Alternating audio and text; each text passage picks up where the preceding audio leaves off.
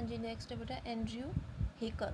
उन्होंने क्या बोला है, राजनीति सिद्धांत एक और बिना किसी पक्षपात के अच्छे राज्य और समाज की तलाश है, तो वहीं दूसरी ओर राजनीतिक सामाजिक वास्तविकताओं को पक्षपात रहित जानकारी का मिश्रण है। मतलब क्या है, इसमें राज्य और सरकार की जो है क्या मिलती है, पक्षपात रहित, किसी को पार्शियलिटी नहीं होती है, राज्य और सरकार के बारे में हमें निष्पक्ष जानकारी मिलती है बिना किसी पक्षपात के।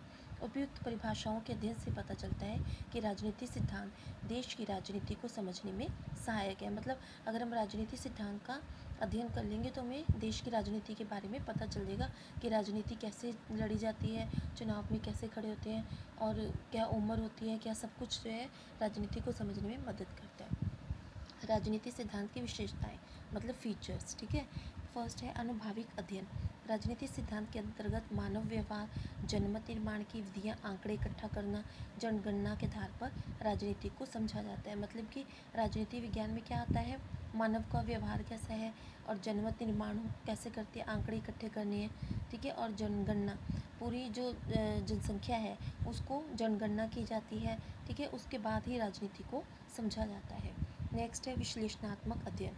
मैक्स वेबर और ईस्टर्न आमंड जैसे राजनीतिज्ञों ने राजनीति की वास्तविकताओं को उसकी संरचनाओं और व्यवहार प्रक्रिया के आधार पर समझने का प्रयास किया है, क्योंकि इन प्रक्रियाओं को व्यवहारिक अध्ययन को समझने के बाद ही राजनीति सिद्धांत को जो है विश्लेषणात्मक दृष्टिकोण से समझा जाता है, ठीक है।